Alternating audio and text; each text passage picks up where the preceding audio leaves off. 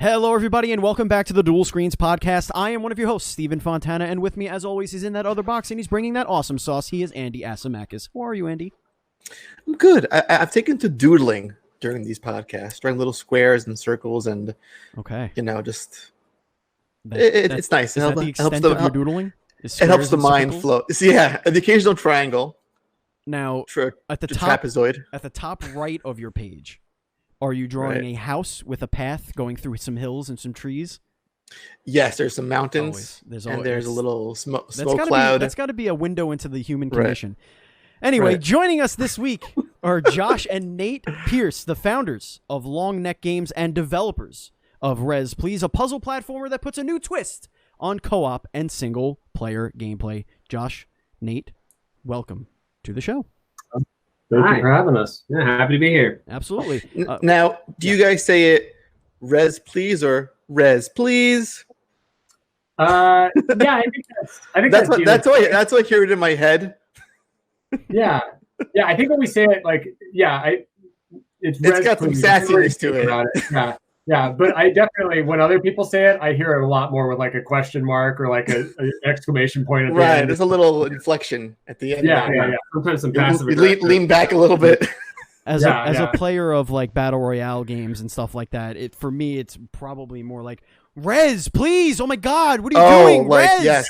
Why? Yeah. Well, for overwatching, it's like you're yelling for a REZ. I just started playing a little bit of Hyperscape. I don't know if you guys checked that out yet. I did check it out. Yeah. But like that is like the most REZ PLZ-iest battle royale thing, because you literally are ghosts running around after people like, come on, bro, just hook a brother up. Just chasing them in game chat, just yelling at them the whole time.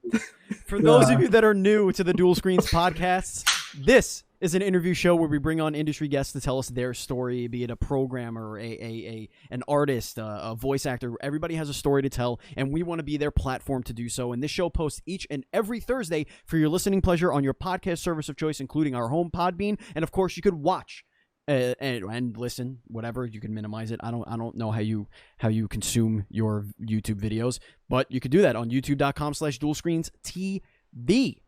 And if, by the way, if you're listening on Apple Podcasts, please leave us a review. It would help the show get way more eyes in front of it. The more reviews, the more eyes. It's just how the algorithm works.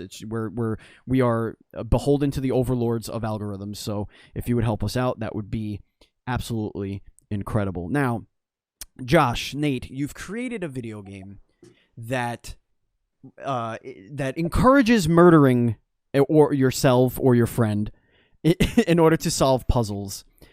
Excellent little twist on things, but I want to just catch up with you guys and with the game since PAX East, because that was when Andy and I had seen it. We put it on our little list. We said we got to get these guys on the show. We want to hear their story.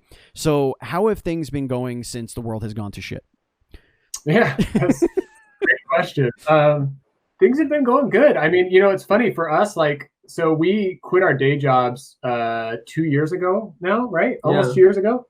Yeah, to work on REZ PLZ full time. And so weirdly, when coronavirus and stuff hit, we were like, oh, so the fact, we're already not going anywhere. So we just go nowhere less. Okay.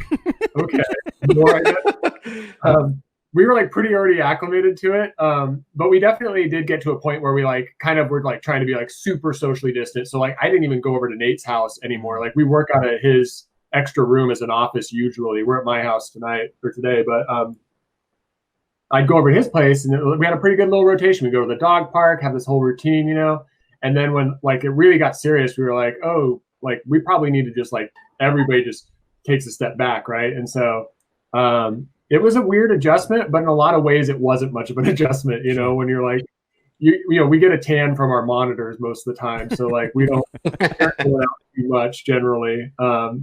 But definitely, as far as wrapping up a game and getting it ready to be put out and stuff. Coronavirus still affected us for sure. Almost all the platforms and stuff, all their processes got a lot longer turnaround times. Everything kind of slowed down a little bit, which kind of set us back here and there. But for better or worse, it is what it is, right? New normal and all that jazz. Yeah, we just cook at home a lot more. Yeah. Did it not so much for sure. Did it affect any of your plans for like, obviously attending other events or like, I imagine you had like this kind of roadmap of how you were going to get this into people's hands and get it in front of more and more people. What ways have you adjusted to kind of get the word out on REZ PLZ? Yeah. So it was kind of, as far as like when we set up our publishing agreement with Graffiti Games, they kind of had a roadmap set up around kind of up until PAX East, and then GDC was the first one that was like kind of a hit to us, where we were like, oh gosh, we're going to be able to do anything with GDC, and so they had to like make some adjustments around that, and then we were like really planning on maybe doing a PAX West thing as like our final like REZ PLZ presence, but obviously that's not going to be a thing. So we really just, had to rely on just word of mouth and like doing social media stuff, and doing some ad spends and things like that to get the name out there, which at the end of the day, like, is kind of how it works now. Like, expos are great, and we love interacting with people. Like, we really like being on the ground floor and like seeing people, interact with the game and respond to it. And it's really important for us to get that feedback. But ultimately, as far as like the impact it has on like actually getting the name out there, it can kind of feel like it's not necessarily the whole reason for going. Like, I don't think as an indie dev, it's always like the most profitable investment of like marketing to go in and think you're going to reach like a huge audience just on the expo floor. Right. Yeah. So like for us, I guess, we kind of looked at it that way and said, it could be worse. Like, I don't know, like you just kind of roll with the punches, and make adjustments where you need to. So, it ended up being more Facebook ads and things like that. Yeah. One thing that was a shame is we didn't get to do a launch party. We were really looking forward to it. A bit of a bummer. We talked to some of the local barcades in the area, and they were really excited to host it for us, but we just couldn't do it. So, yeah, that sucks. That's kind of like the story we've been hearing across the country and really the world. We've interviewed people from all over the world at this point since PAX East, and it kind of, I feel terrible for you guys, but at the same time, like if if the numbers really don't move one way or the other, for conventions, I guess it's that's interesting to hear, because you would think as a smaller indie team that like those are the opportunity to really see people playing your game and like really get constructive feedback. But you guys were kind of on the home stretch anyway, so you were probably past that stage, as it were. Do you think that with the way that these conventions or lack thereof are kind of evolving in spite of or as a result of the COVID-19 pandemic, do you think it's going to change things going forward? Do you think it's going to be more of a digital presence? Do you think there's going to be more of a space for developers of your size going forward? Yeah, I do. I think that there are some groups coming up around the idea of being more curated. And even like if you look at like the Steam event that they had, their indie event, like it was almost too saturated. Like there was a pretty high quantity to it, which is kind of Steam's like, that's par for the course with Steam, is it's all quantity, right? But it felt like some folks got lost in the shuffle in that. And I think that there's definitely a conversation around kind of making it a little more either curated or focused in a way that's appreciating like niches or genres or audiences that are very specific, and I think there's a lot of opportunity in that, especially for indies, just because like nobody in the indie space is going to compete with Battlefield or something. Like they have their own thing, they throw their millions of dollars at it, and like they have those channels already established. Like I think indie has a space to like really start building its own channels, especially digitally, because there's no overhead to it, right? Yeah. So like, it's even with like the like PAX and stuff, like those booths aren't cheap for like those struggling indie, or somebody trying to get their first thing off the ground. So I definitely think that there's a lot of opportunity going forward to kind of restructure that, and you're seeing it even with like E3. Basically like they were kind of like looking at canceling even before all this was happening, because the support is just shifted so much around how that expo plays out. And I think you see it even with GDC a little bit. I mean, that's very heavily like industry side, right? But ultimately it's incredibly cost prohibitive for most people. And it's, it's a lot of these things that you could probably figure out another way to do without everybody just, landing in San Francisco and dumping, 15 grand into a weekend or whatever, Well, what's the purpose for it I'm sorry, Andy. I just want to know what the purpose is from an indie perspective, especially a small team. What is the purpose of a GDC, or, is it just to get people writing about the game? Is it to, and is it worth the return of investment historically?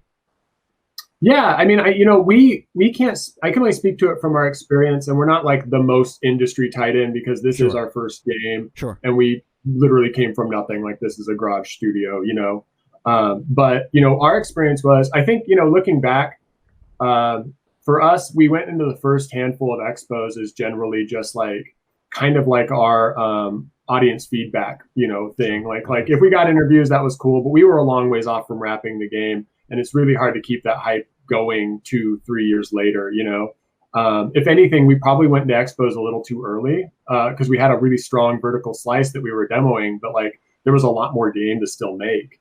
But I think, like everybody has, I think everybody's mileage may vary on how they go into the expo circuit. But for us, like, interviews are nice. I think that's like the best kind of exposure you can get at a larger scale. Having the direct audience feedback is nice, but it's always kind of tinted by the fact that you're on a showroom floor and you're trying to keep it concise and keep people moving. And some games don't show well. Like, RTSs are like notoriously hard to demo because it takes you 45 minutes just to figure out what the hell is going on, right? With a lot of like RTSs and games like that.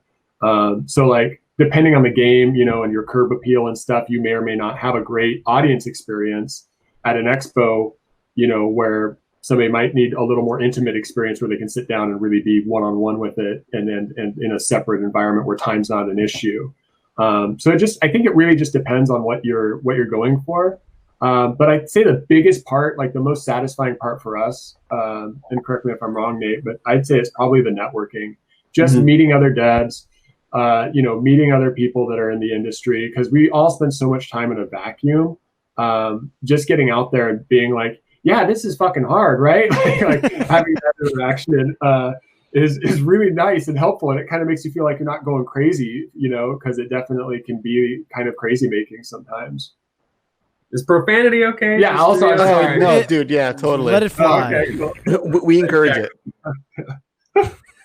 You said you didn't edit things. I'm like, well, I hope they don't have to go back and deal with that. No. It's we are explicit. About expos is there certain games that'll show really well at an expo, but it's kind of a false sense of security. Like local multiplayer only games will show super well at expos because you have all these people together playing it, but they notoriously don't sell super well in the marketplace because local multiplayer only is just it's kind of a rare breed these days. Yeah. And so like you do an expo and you'd be like, our game's so popular, everyone loves it, and then you launch and you sell like 50 copies. Yeah. So it just depends on what you're going for. Yeah, I think, Steve, you were saying how the best part of PAX East this year was how a lot of the bigger names were dropping out before the show even was a go. Yeah. It allowed a lot of the smaller devs to really shine and breathe on that show floor, which was nice. Like you had a whole massive space and you had everyone's attention for essentially 4 days. Yeah, that's really like PAX South a lot too. PAX South has a much smaller AAA presence. Yeah, you definitely feel the difference too. Like just the audience is different, I never really understood the idea of going to like PAX and like waiting in line for a game that already came out or is coming out, like, or a patch that's coming out for a thing that's you're going to play as soon as you get home or whatever. I always liked the discovery part of it, so that's always been the like fun part for me, is like finding all those new studios and games coming out. Yeah. So go ahead, Andy. And I just want to ask them, as a good launching point to a much broader conversation, why would you choose such a crazy career like game development? Right. It's your first game, so congrats on that. Thank you. So what drove that decision? Like, why did you both jump into this path? Yeah, I think, I mean, it's gonna sound a little like cliche, but like it's definitely like our childhood dream to get into video games. I like to make the joke. So like for a long time, I was a freelance artist and I worked in the stop motion industry. And I was like, you know what? I want to make less money than when I did stop motion. I'll get into pixel art. But but it's always been our passion, and we've always just loved games. We're Oregon kids, rainy day kids. We stayed inside a lot and played video games growing up. We grew up around the Super Nintendo and Sega Genesis and all that, and it was always like something that we like as kids were like super interested in, like the concept of making our own game. And then, you kind of grow up and life gets in the way and you get a real job, and we both kind of like, just we're paying rent and stuff. And then Nate was like kind of looking at shifting careers because he was waiting tables at Applebee's and bartending for a long time. Did that What's shit. that? I did that shit too. Sorry to hear it. Yeah. That'll I mean, it adds character, but man. Yeah. Whew. Yeah. Puppy. We let them out, or maybe just open the door for them. Yeah. So looking at that, it was just like Nate kind of was like, oh, I'll start getting into programming, learning it on the side and kind of teaching himself. And he was doing like these applications. He was trying to make like these scheduling apps and stuff. And he's like, this is boring. You know what else I could make with programming is a video game. And I'll let you pick it up from there. Yeah, so my wife was a wedding coordinator at the time, and so I made her this whole program for organizing her wedding coordinating. And then by the time I got done, I was like, do I really want to go to wedding expos and pitch a wedding program? I was like, I'm not passionate about this at all. Like, it's cool that it does these things, but like, I should really be working on something I love. And with game development, you get to shape your own world. And so like you get to set all the different rules and like create life essentially, like especially for me being the programmer doing enemy AI, you have like sprites and you have like meshes or whatever, and then you add the logic to it. And now it's like this living, breathing thing that you created. And there's just something so satisfying about that it becomes kind of addicting. And so once you stop, you're just like, well, now this is what I do now. Like I can't stop doing it. So you got a bit of a God complex is what happened. That's what fueled your game development. Also because it is like a thing that comes from passion, it kind of makes it the best worst job ever, right? Like it's so unhealthy sometimes, like the relationship you have with like a personal project or a passion project, because you really are trying to balance out like the rest of your life against this thing that you really want to pursue. We're incredibly fortunate to have partners that both really support us and like are encouraging to this, but like it's a lot. Like, they say you never work as hard as when you work for yourself. And I don't think that's ever truer than in game development, Because it sounds, on paper, like a great career path. Like you get to make your own little world. It's your own ideas that you design from the ground up, and we get to enjoy it as gamers. But actually executing on that, what was that like? Like learning all the systems to actually make a game. Overwhelming. It's a lot, and we were really like intentional going into it. We were like, okay, we're going to keep our scope small. We have a really straightforward, like we have a concept that we know we can execute on. We did a lot of like, I call it killing your darling, where you like have all these big ideas and you just chop them off, and you just keep chopping them off till you have something that's narrow and you can just really, know you can get to the finish line of it. And even then it was so much, like it was just so much to do. And you just realize like, also like we were learning the whole time. So we taught ourselves from scratch. My first sprites, were towards REZ PLZ. And so, we got 6 months in and it's like, oh, I know how to do pixel art so much better now. I'm going to redo everything. And, that's pretty impressive. Yeah, so you just do that kind of stuff all along the way, and it's a very iterative process. But also, like you're just, especially when you're like learning, for our first game, I think more than anything, and it's always a process. You're always going to learn more, but like definitely there was a lot of like just like, oh, we need to go back and like completely rework this, having this new logic or this new understanding, and so it kind of becomes like a 2 steps forward, 1 step back process sometimes, which is also really hard. I think somebody asked me once, and I described it as, game development is trying to fill a well with pebbles and never hearing them hit the bottom. Like that's what it feels like a lot of the time. That is deeply profound and also terrifying. Yeah, there's nothing more stressful than trying to meet deadlines when you're trying to do something that you don't know how to do. No, tell me about it. So how did things shift for you guys once a publisher was tossed in the mix? Yeah, I think it helped kind of hold a little bit of a fire underneath us. I mean, we were already like putting in pretty heavy hours, but like once we had some real like tangible deadlines and there was a little more accountability outside of just us kind of moving our own goalpost, it definitely lit a fire under us. But also made us like really have to make some tough decisions around like what it was going to take to get the game finished and like what things we were going to be able to implement or what, you know, kind of dreams we had to like let go on the back burner or maybe save for like a DLC and stuff.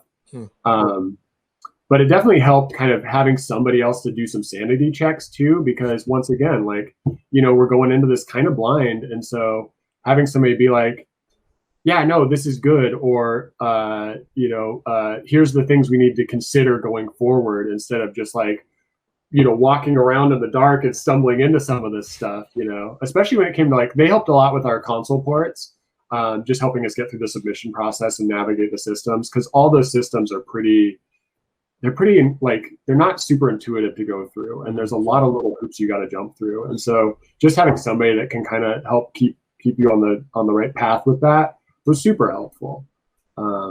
And definitely like that was one of the benefits to having a publisher for sure, was helping us get the ports rolled out easily. Yeah, just having gone through the process of fully releasing a game before, like having that experience behind us to be like, oh, okay, well, we don't know what we're doing, but they do. Yeah. So if we ever get stuck, we have someone we can turn to finally. Yeah. So that definitely helped a lot. When a publisher comes on board, at least obviously you can only speak to your experience, do they say, hey, this is when we think that we want this to come out, like, can you hit it? Or is it more of a, here's the date, hit it? Or is it a, what date did you think? Okay, now here's what we were thinking. Like, how do they figure out when your game is going to come out? Yeah, so with Graffiti, it was definitely a back and forth conversation. We talked to a couple other publishers, and I think they kind of come in all those different varieties of like kind of their thing. Like we definitely talked to a publisher early on that like was gonna like do a pretty sizable chunk of money, but they wanted the game done in 8 months, and they were just like very like, you know, set on that. And it was like we don't really feel comfortable with that, and there wasn't a lot of wiggle room around it. Right. So, you know, that wasn't a good deal for us, and so we didn't end up going with it. But like with Graffiti, it was more of like a conversation around like, okay, where do you guys think you can get this done? And they're looking at their roster too, because they've got other games they're trying to release, and they're trying to kind of put them on a schedule and timeline. So it was much more of a communication around like, you know, here's where we're at, here's where we need to be, you know, and can you guys hit this? Do we need to move this here or whatever? And there was some of that, especially with all the coronavirus stuff. You know, I think when we originally talked to them, we were talking about releasing the game in February. So, you know, stuff happens for sure. Yeah. I think it's really helpful to have a relationship with a publisher that allows you to like feel comfortable with having that communication, because the other options are really like, do we just lie, and then, you know, when we get to that point where we have to have a deliverable, we just go, sorry, we don't have it, because they're not going to be comfortable with it in any other way. Mm-hmm. You know, like I could see a lot of publishing deals going down that way, because there is kind of that like impetus, especially with like full backing, that you're like, I have to deliver this, and they don't want to hear my excuses or whatever. But like sometimes just, you know, there's a lot of stuff in this process that is totally unforeseeable, and like that could really paint you into a corner. And you know, without that communication, I could see somebody being in a really tough place with it. How does the sibling dynamic factor in to making a game? Because my brother and I, we've sat down to try to do like some sort of creative work numerous times, and it's always frustrating because it's like Fraser and Niles in a sense, our dynamic. Mm-hmm. We each know better than the other one does, and things always end up highly volatile in a room. Yeah. So how does that work for you guys? Like who is the slacker? Who's the taskmaster? How does that work? Yeah. Like they said, it's definitely got its pros and cons. I think for us, like we're like just really, really close. So we have kind of a hive mind about most things anyways. And then I think one of our strengths is we do a really good job of picking up where the other one leaves off. So, you know, like Nate has his things and I have my things, and they complement each other really well. But because there's not a lot of overlap, we don't have as many conflicts as maybe some people would around, you know, both insisting that you have the best idea around something. Not to say we didn't butt our heads, because we definitely did. Yeah. just, you know, and also that just comes from, once again, the byproduct of just working on something that you're both passionate about. You know, you both want to make it the best thing possible. And, you know, our visions in our heads do have slight differences, you know, in what we want the total outcome to be. So compromise was definitely like a learning process for us, I'd say. But overall, it was very positive. To your other question, though, like Nate is definitely the tenacious one. Like he is, I've always described him as an absolute bulldog. And I will be totally honest, there is no way this game would have gotten done if it was on my shoulders. 100%. Nate is the type of person, he's the reason I worked on the game, is because I knew that if he set out to do it, he'd finish it no matter what. And he's the only person in the world that I can say that about with 100% certainty. And when you can say that, it makes you feel very comfortable to work on something that took 5 years of your whole existence, you know? Yeah, we always joke about when we butt heads, there's obviously the sibling rivalry that comes into it, where you're like, maybe your arguments shouldn't be as heated as they are, but there's like that sibling dynamic that comes into play. Right. But then it's more than just what you're talking about. It's a comfortability. It's years of repressed anger. Yeah, it's a whole childhood of wedgies and noogies and stuff coming up. This is just like third grade. Yeah. But then You stole my pudding pop. We always joke about how like when things get really like stressful or whatever with work or whatever, we have this brotherly bond, and so it's like nobody's gonna walk away. It's not like you're gonna like screw this, I'm out. I quit the project. Like we always joke, we have to love each other at the end of the day. So Quit the family. Yeah, exactly. I'm moving to Alaska. To hell with you people. You can keep Mom. But actually, you know what? You guys cheated, though, because you have a therapeutic way of getting a lot of this anger out, in which you have cleverly created a game where you play as two characters just consistently trying to kill and then resurrect each other. So let's get into the design philosophy of REZ PLZ. Where did this come from? Whose brilliant and sick and twisted brain did this come from? Yeah, so it came. I mean, Nate had the original idea for it. He had this idea around, you know, what if you were able to use one of the brothers as like a platform, and I was like, that's got legs to it, because I love violence, is like weird, awkward, cute violence and things. So like something about how silly the whole concept was something I immediately identified with, and I'm like, I can tell this story. Like I can get behind this concept. So yeah, Nate was definitely he had the original inspiration for it, but I think overall it's really like a byproduct of our childhood. Like it's like a delayed like effect of growing up around a video game with brothers and renting a game at a Blockbuster, and you come home with it and you're like, okay, when you die, you hand the controller to me, you know? It's like our weird 20 some odd years later solution to that problem of like, what if you died, that was part of the game, so you played it at the same time, and it was like, you know, Mario and Luigi not just like jumping off the same mushrooms, but they were actually working together in a way, you know? Yeah, because that was one of the things we really wanted to focus on, was the cooperative aspect, which is why we had the alley-oop in the game, is because we really wanted you to have to rely on that other person. So it wasn't just like we play Call of Duty with our friends, but really you're all just an army of one. Like technically you're playing together, but nobody's helping anyone. Like, yeah, it's one of my biggest like gripes with co-op is like a lot of games have co-op and it feels either tacked on or it's just you're just all shooting at the same thing, and it's like that doesn't really feel that cooperative at the end of the day, you know. I always appreciate when there's a little more intention behind it. So that was one of our like major design philosophies, was like making the like two players feel really intentional. But then also we love Lost Vikings, so we made the single player experience. Yeah. Right. Yeah, because co-op back in the day is more like stay in your lane, take care of your enemies on your side of the screen, and don't mess up, or I will yell at you. And you're not going to steal my lives from me. Yeah, exactly. Better not, you fucker. Contra, you know how many relationships Contra has ruined just for stealing? Battletoads. Battletoads is what I'm going to. You had to be a special kind of stupid to fall into that Battletoads trap. Listen, there's something about it. It engages the ego, and like I can be better than this game is. I have to be. It just taunts you so hard. Right. We were totally that kind of stupid. We played so much Battletoads. And I think we beat that race course area like 4 times ever. How amazing was that for the first time in co-op? Oh yeah. When you clear, it was like an orgasm for like a teen. like, or you're a preteen rather. It's like that's what sex felt like to me when I was. Yeah, it was the most satisfying thing you could do at 10 years old. With you're like, this is maybe my highest accomplishment. It might all be downhill from here. I probably got existential after that. That was like our first Dark Souls experience. Yeah.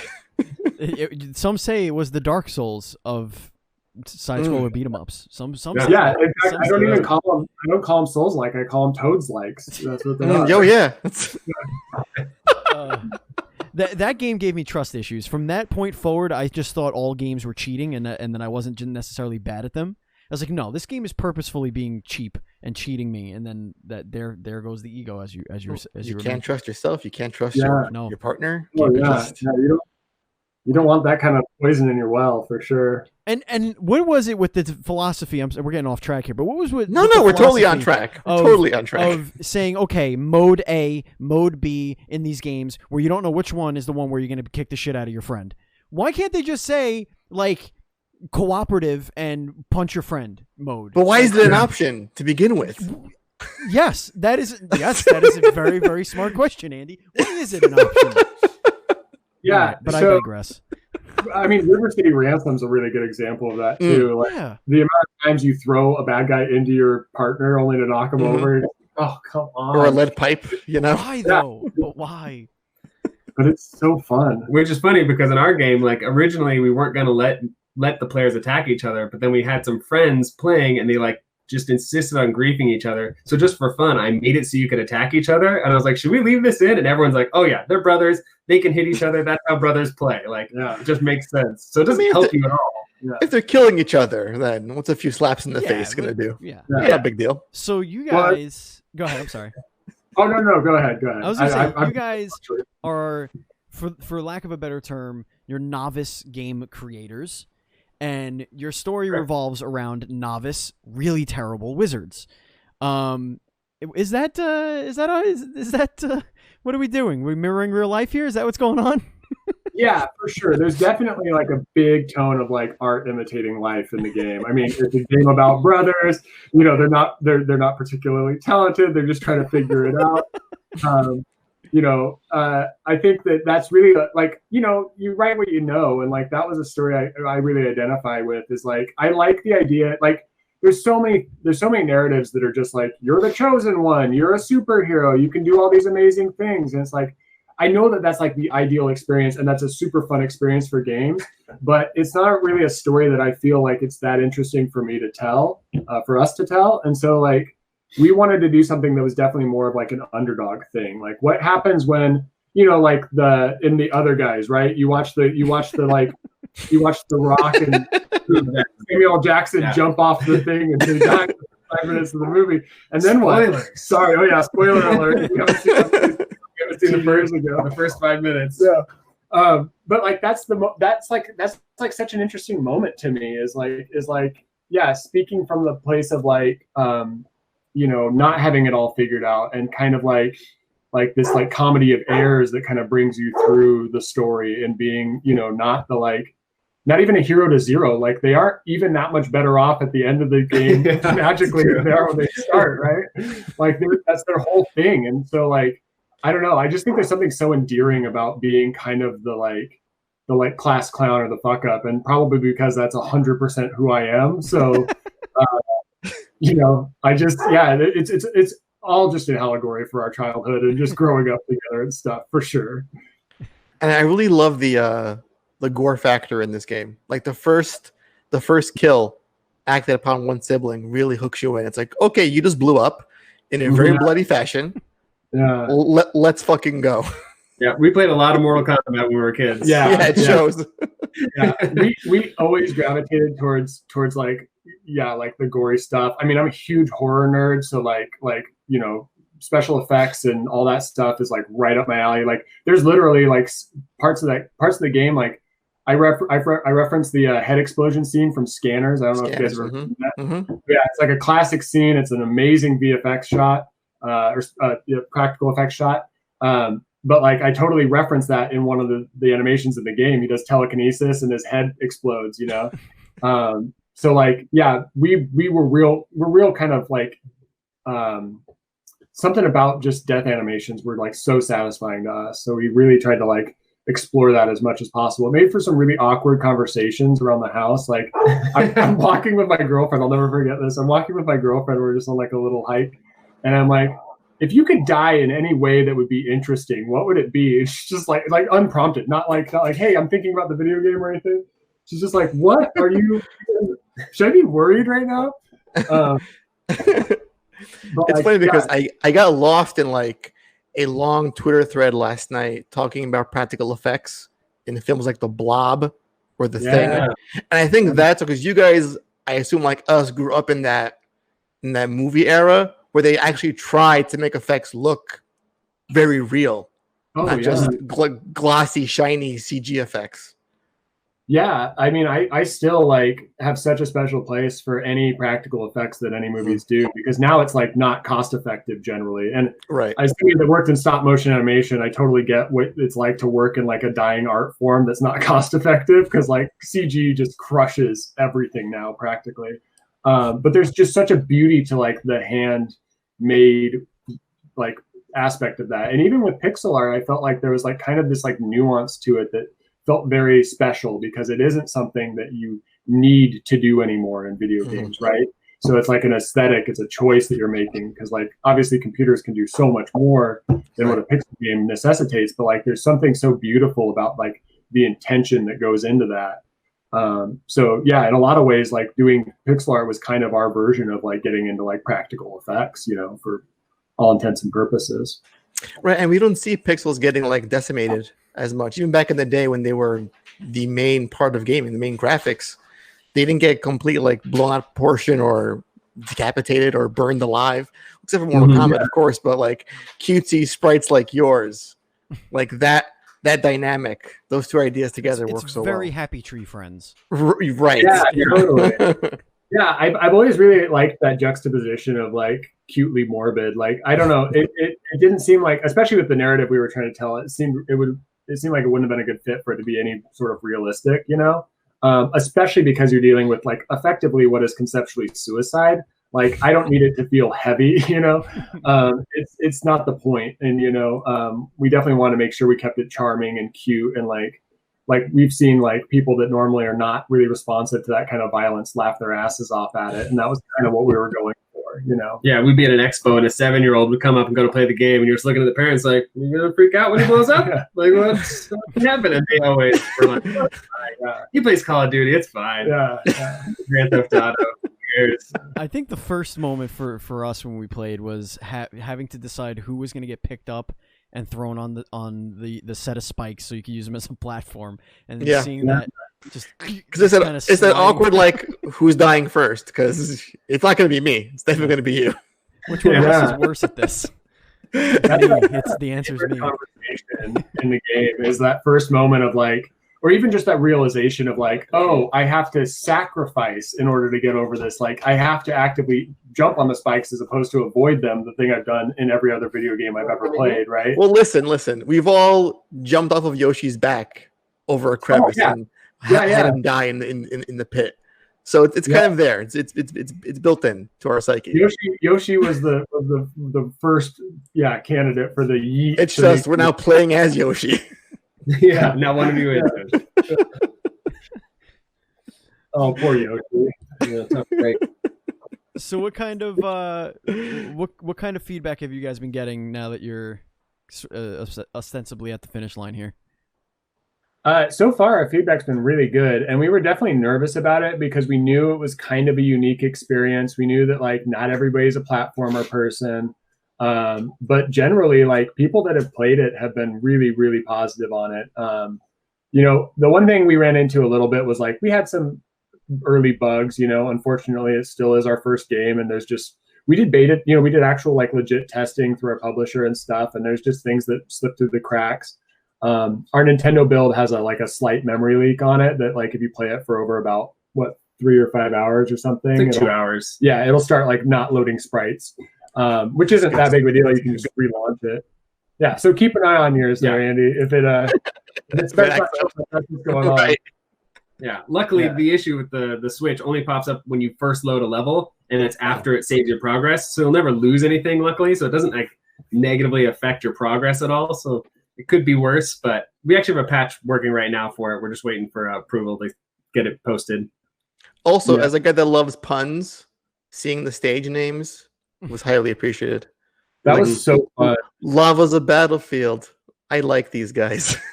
Yeah. Oh, I'm so glad you enjoyed that. That's definitely another one of those things that were like puns aren't for. I was like, oh, these are my kind of people. Yeah. That was like one of our really like another part of our like intention in making the game was like we knew the type of people we wanted to make the game for, and we knew it wasn't going to be your average Fortnite kid, but like for the folks that like appreciate this kind of stuff, we really think it's like right over the plate. You know what I mean? And it's so Bubsy. Yeah. Bubsy. Yeah, just like dorky and fun and lighthearted, and also like we're the type of people that we don't really need a lot of narrative in our games. Mm-hmm. You know, we just want to like get to the meat and potatoes of it. So really narrative light, and like if it's going to be a narrative, it's going to be funny, and we're going to try to make it humorous and entertaining. Those were all like really, really specific, intentional things we set out to do. And I think largely, based on the feedback we've got, it was successful in doing all those things. So that felt really validating for us. Yeah, it's tough because you work on it for so long and you're just staring at your screen forever. And eventually you just get to this point where no matter how good your game is, like it's garbage. All I can see is the flaw. I just made a giant pile of garbage and we're going to show it to the world. They're going to think it's garbage. Who would like this? Yeah. And then the good reviews come in. You're like, oh, thank God people don't hate it. Like you get your view of it gets so distorted. Yeah, for sure. There's another upside to expos. Expos really help rejuvenate your love for the project because you see people respond to it and enjoy it. And it reminds you that, like, oh, yeah, not everyone views the game the way that you do when you spend hundreds of hours staring at it. Oh, yeah. We're so car sick when it comes to, like, playing the game and stuff because we've just spent so much time, especially this last few weeks, trying to go through all the last-minute stuff. Like, we've just looked at it so much. We're like, it's nice to finally take a little step away and know that it, like, is received, Andy, any final questions while we wrap up this part? Well, what's next for you guys? I mean, the game is out there. People are loving it. You mentioned some DLC, possibly things that were left on the cutting room floor. The killed darlings, as it were. Well, we know that the first thing that they're going to do is throw some flex tape on that memory leak. Right. After that, that's just for all those on their way. Yeah, that is intel. Yeah. I'm thinking more bigger picture stuff for you guys. Yeah. Once everybody stops complaining about bugs, then we'll move on to the next thing. But, Got it. Ultimately, we definitely want to keep trying to do this. One thing we didn't really get into too much as far as like our trajectory into this was, ultimately we were completely self-funded for our part of like the development of the game. So we've been living off of savings for the last couple of years. And the only reason that was possible was because we actually lost our mom to brain cancer a couple of years ago. I'm sorry. And thank you. But like, it was really kind of a beautiful gift for us because her like dying wish was for us to sit down and finish this thing that she knew we were so passionate about. Oh, wow. And she was our biggest fan. And so for us, this has been like a tremendously personal achievement because of that as well. But we're also basically at the end of that runway, like we've done what we came to do, but like, we're hoping that we can just kind of, generate enough interest and keep the train rolling so that we can work on another thing, because we definitely feel like in a lot of ways we proved ourselves here and we really enjoyed what we came up with and what we were able to do. But we, definitely, it's our first waffle. Nobody makes their first waffle off the waffle machine is like, this is perfect. You get the batter, where you want it to be, the pan's not heated up enough or whatever, and then you figure out how to adjust. And so we definitely want to try to make another waffle for sure. Our first waffle's still pretty good. It's mighty tasty. Mighty tasty. Yeah, thank you. Like you said, we are out of money, so if you don't buy the game, we have to go back to getting taste. No more waffles. So that's about as real talk as we can get about that, but not to bring it like too low, but like that's really like where we're at. Listen, I appreciate it for sure. All right, folks, it is time to get into our rapid fire segment. But before we do that, did you know, listeners and viewers, that we do other shows on this very same channel? You don't even have to go anywhere else. Andy, we do the Dual Screens Games Cast. What is that, Andy? We do so many things. That is a weekly show we do live on Twitch, which is twitch.com/dualscreens streams close. every Monday night. Twitch.tv, but that's all right. Sure, that's a thing that you have to put in there. Yeah, that. TV. It's not and that's every Monday night, 9 p.m. And we talk about game stuff, things in the news. That's what we do. And it's highly exciting. Indeed. Things get also a little bit heated, but it's all part of the fun. Sometimes we yell at each other. It's fine. We do. Sometimes we yell that part. At companies. Oh, yeah, we yell at the headlines. Developers. Yeah, people who write terrible headlines, or folks in the chat. Also, that happens. And of course, we have our seasonal shows, which you could also just scroll through and find those. We're in the middle of season 1 of Dual Screens Versus, which is a show designed for Andy and I to yell at each other. So, and that's moderated by guest moderators. And also, if you want to support us on Patreon, please do so at patreon.com/NDS podcast, just like our Patreon producers, FNH Paul and Colton, the apprentice Nestler. We cannot continue to grow without all of your support. So please, if you like what you hear and you want to continue supporting us, you could do so for as little as $1, and it would help us out tremendously. All right. Now it's time for everybody's favorite segment. It's time for Rapid Fire. This is where we, Andy and Steve, ask you guys, Josh and Nate, some weird-ass questions, and we expect weird answers.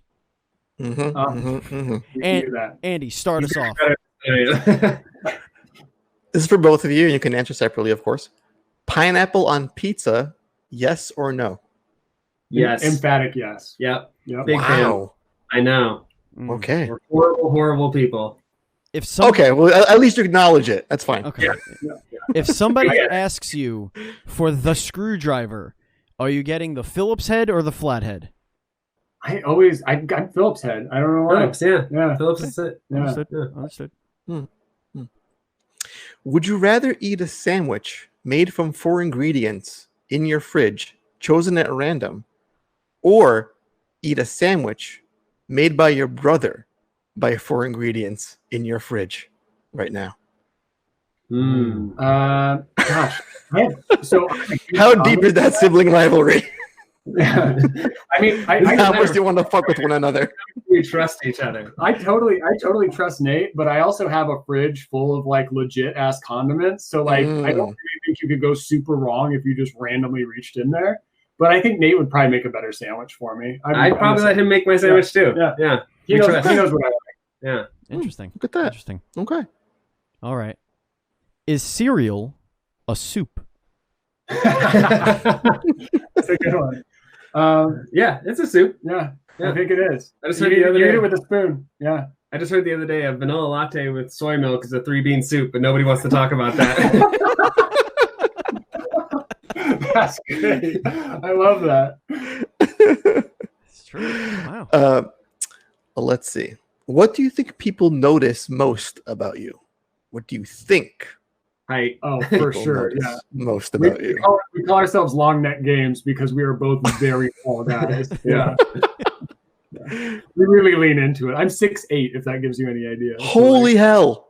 Yeah, see? That's how tall we are. I'm only 6'3", but even people, most people. Only 6'3". Only 6'3", yeah. My ass only 6'3". Us down here at 5'7", right? Say hello. Us in the Dwarven Kingdom, running around. Also, I realized stubby legs. You're supposed to say. So sorry about that, everybody. I'm trying. I'm working on it every day, you guys. Okay. Offset thumbsticks, as in 360 controller, or your symmetrical thumbsticks, like your PlayStation controller. You know, I always was more favored to the 360 controller, but I think it was because we have big hands more than anything. I didn't even think about the offset of the thumbsticks. I don't know. That's a tough one. See, I just love symmetry in general, so I'd probably go symmetry. Yeah, it's more aesthetically pleasing for sure. For sure. Yeah, let's go with that. Would you rather have a sumo wrestler on top of you or you on top of him? I'm basically seems like a given. I'm basically like a skeleton with like shrink wrap on. I don't think I would do very well with a sumo wrestler on top of me. Yeah, but you know, I'm not here to kink shame. So if that's your jam, more power to you. Yeah. Would you rather walk around for an entire day with soggy wet socks or soggy wet underwear? Oh Socks. God, that's rough. Socks for sure. Yeah, it's got to be socks. Yeah. Ugh. Yeah, those are both Yeah, they awful. both That's a sound terrible choice clothes Yeah. for sure. It's a good follow-up. Is it okay to sleep with socks on? I can't. I think it's okay. Yeah. Your feet get cold, I'm into it. Sure. If your Nintendo game doesn't work, what do you do? You blow on it. Everybody knows that. Yeah. Would you rather would you rather have the power of flight or invisibility? Ooh, Flight. I think probably flight. Yeah. Yeah. Invisibility just makes you into an instant perv pretty much, like by default, right? Like it's so hard to be like, oh, I think you're invisible. Oh, okay, so you don't get to be anywhere near us anymore. Like, Yeah. you are a sex offender just waiting to happen. And I don't even think that's like intentional, No. but it's just how it plays out. Yeah, Yeah. that's where you're gonna fall. You're gonna fall into it's like a plinko chip. You're just gonna kind of land. You would think being 6'8", you want to not be in the crowd so much to stick out like a sore thumb. Sure. Just go I like- invisible every I now think and then. Invisibility with a gift like invisibility, you either die a hero or live long enough to be the villain. Like I just think on a long enough timeline, you use that power in some way. Yeah. Next thing you know, all your attractive friends, when they're changing, they're throwing flour around their room just in case. Yeah. Would you rather have the power to see in the dark or the power to create light anywhere? Oh. Ooh, interesting. I mean, this probably piggybacks on the whole like perv aspect, but I think maybe I'd like to see in the dark more than make light, because now you're like maybe being the annoying guy in the movie theater when you're just trying to look for your like keys or something that fell down or something, right? Like, You know, I would like to be able to see in the dark because my dog is black and she likes to lay in different areas of the room. And I feel so bad how many times I've kicked her in her poor little face trying to get back to bed after going to the bathroom. yeah, So for her sake, I would take the night vision. night vision has its perks for sure. Yeah. Mm. I just got a really good question. Go ahead, Andy. All right. Would you rather have skin that changes color based on your emotions or tattoos that appear all over your body depicting what you did yesterday? Oh, interesting. I like that. I mean, just in case it was something shameful, I would go with the skin tinting for sure. Yeah, once that masturbation tattoo shows up, it's like awkward. It's like it's covered in a bunch of dicks. As you can see, I was in prison yesterday. There are the bars. There's all the crimes I did. They're all across my chest. Yeah, right? Here's me picking up my dog's poop. I mean, it happened, but I didn't need it to show up right on my cheek, in the middle of the job interview. All right, you have to pick one of these two traits. Would you rather show affection by licking somebody's face like a dog or recognize somebody by sniffing their ass? Mm. Oh. Mm. And we don't get any follow-up questions on this, I assume. Listen, if you need clarification, It depends on the answer. Yeah, I get. Well, I'm wondering if this is a world where sniffing people's butts would be socially acceptable then, or is it like This is you. This is you and you alone. See, that just sounds easy. No, we're living in this world we live in right now. You have to do things from now on. Yeah. In that context, I think people would forgive me a lot more for licking faces than they would for sniffing butts. Same. Maybe a couple face lickers. I feel like there would probably be an easier conversation to say, look, I know we've met before, but I have this thing where I'm not going to know for sure unless I sniff your butt. Then there would be, if you go, listen, I have this thing. I really, really like you, but I like the only way I could show this. It's compulsory at this point. I have to lick your mouth. Can I just please lick your mouth? I feel like that the sniffing. That seems more invasive. I the feel mouth like licking. the licking, it could be assault, where the sniffing might just be weird. But the licking is an intimate thing that you're typically doing with somebody that you're close to, whereas the butt sniffing is literally anybody you've ever met before, right? So like I'm thinking, I'm hedging the numbers on that. Like I'll probably find more people that would tolerate me licking their face than the impact of having to sniff everybody's butt every time I see them. Like when we run into you guys at the next PAX, it would be a lot more awkward, I think, to have have that conversation with you, right? Oh, hey, man. Oh, that's right. You don't remember. Here, get in there. Yeah. Get in there. Oh, facial blindness already seems like a pretty difficult thing to deal with, but could you imagine putting that layer on it? Oh, God. Disgusting. All right, Andy, go ahead. What would be on the gag reel of your life? Oh gosh, The gag reel. I don't know. I mean, we did so much dumb stuff as teenagers that probably should have gotten us like killed or in trouble that we like somehow survived. But it all just feels like one big dumb blur. So it's hard to be like, oh, that's the thing. Yeah, I also did a lot of parkour for a while, so there'd probably be a lot of bloopers from me failing at parkour, learning it along the way. Yikes. Oh, I got one for you. I got the one. I dislocated the hell out of my left arm. So I was rollerblading, like extreme rollerblading, we like go on rails and stuff. But I was waiting for everybody else to put their skates on, and we were at a playground, and I stood at the top of the slide.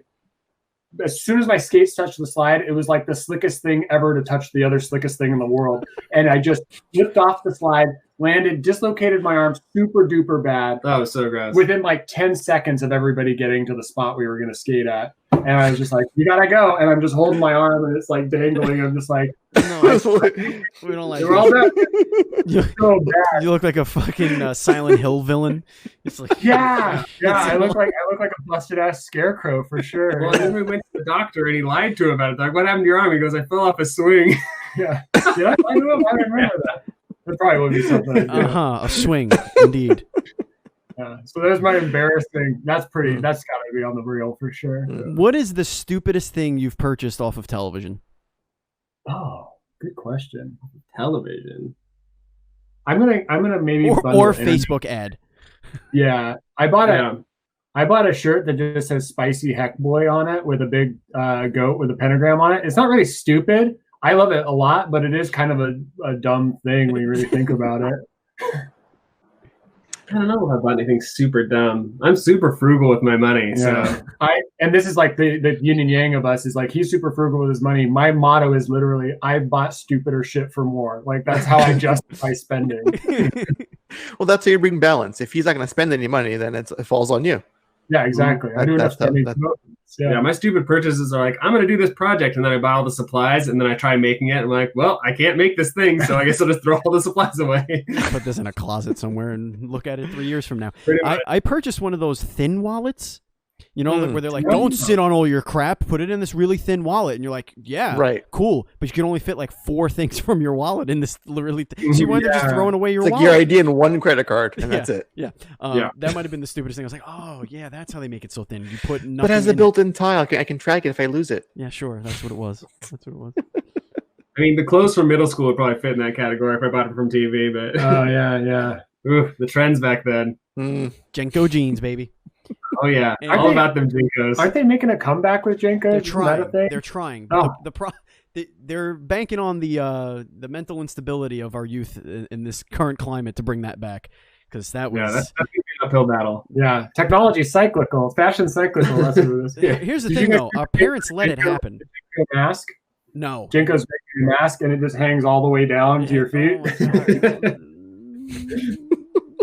Wallet chains. Remember wallet chains? Wallet chains? How many dog chains do you have on your wallet? 7. And tape. I have 7 chains.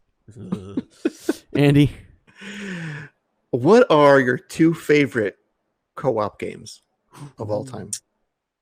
Favorite co-op games. I mean, Bubble Bobble was like our first. Bubble Bobble has a special place in our heart. We actually have a Bubble Bobble print in the office at our other office. Oh, that's sweet. Yeah. Bubble Bobble is definitely up there. So this honestly, like probably the other like cooperative thing we play so much Heroes of the Storm. Yeah. We really like the team fight aspect of that game. And it's like a more accessible MOBA for us. So that's probably my other favorite like cooperative thing that we play. Yeah, that's frequency. That's got to be. I mean, considering how much we play it, and then also I have a special place in my heart for Overcooked because it's the only game I've convinced my wife to play with me. Yeah, so I tried that once. I'll throw one more in there as like a little variable. Just River City Ransom is like one of my favorite games. Oh yeah, that was another huge one for us. All right, so follow up. There's a tent. It's got River City Ransom, and it's got Bubble Bobble in it, and the tent's on fire. You only save one. Oh shit! And the other one is gone forever. You can never play it again. Which one do you pull out of the tent? It's got to be River City Ransom. It is. Yeah. It's true. That's tough though. That's a real Sophie's choice. Yeah, that's a tough one. All Talk right. about kill your darlings. Yeah. This is going to be my final question, and then Andy will have the final question. Yes. What one IP would you like to make a game for? Oh. Dark Souls. No, I would never. I don't think I could ever touch Dark Souls. I think it would be. You went right for it. What's that? You went right for it, Dark Souls. Yeah. He knows how much I like Dark Souls. I have I don't know if you guys can see this. Maybe I'll be able to show it to you here. But I have a bonfire tattoo right here. Hell yeah! Oh, wow. Yeah. That's so neat. I also have a Darkest Dungeon torch right on the Holy side. shit. Yeah. They kind of complement each other. Oh, my God. So I didn't catch your actual answer though. What did you say?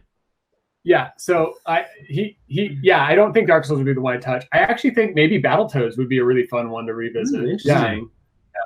I can see that being cool. Very nice. For me, fun IP. Maybe Mega Man. I'm just such a sucker for the whole Mega Man God. setup. Like, it's just so fun to me. Like, obviously our game has like Mega Man-esque mechanics to it because I'm so inspired by Mega Man. So that might be the one for me. Yeah. All right, Andy, take us home with what is our ceremonial final question. Just going to say, I feel bad asking this final question because it's always the hardest question of the show. It is. And I love you both so much. We do. And then Mega Man just added so much more affection because that's like my all-time favorite game I know. franchise. Nice. So, Sophie's Choice, Killing Darlings. Here we go. Final question. Andy or Steven? Oh gosh, you guys are mean. Mean. He also kind of set us up a little bit against you here, Steve, because he did all that Mega Man love and stuff. Yeah, he's really trying to. Yeah, this is how we do it though. We take turns who gets to ask this we question. take turns and we have a little. And we really it's like you make a little bit of a little case for yourself we pad that sometimes. shit as much as Yeah. we can. Yeah, there's always the thing that's a dual interview, so we can really cheat and not have to kill any darlings. I pick Andy. I pick Steve. There you go. There you go. Perfect. And that, folks, brings Between us the two of us, love you both equally. Yeah. Aw. Yes, but with our powers combined, we make one tolerable human. Exactly. Barely. Same. Barely is correct. That is going to bring us to the end of the show. Thank you so much, listeners, for checking us out. If you want to follow us on social media, we are at NDS Podcast. I am at Batchild27. Andy is at Pants Guy. And our Facebook group is facebook.com/groups/DS Podcasts. Gentlemen, where can everybody find everything you do and you guys and all that fun stuff? Yeah, so we're just REZ PLZ Game on pretty much everything. So Twitter, Instagram, we've got REZPLZGame.com. REZPLZGame.com. The game's on Steam, Switch, Xbox One right now. So check it out. It's $15 US. Yeah. Awesome. I think that's about it. Yeah. Awesome. We're on Humble Bundle. Humble Bundle, yes. Oh, wow. Get in there. Yeah. Alrighty. That'd be good. We want to do special thanks, give a special thanks to Bradley Parsons at Train Sound Studio, of course, for our theme song, Retro Chatter.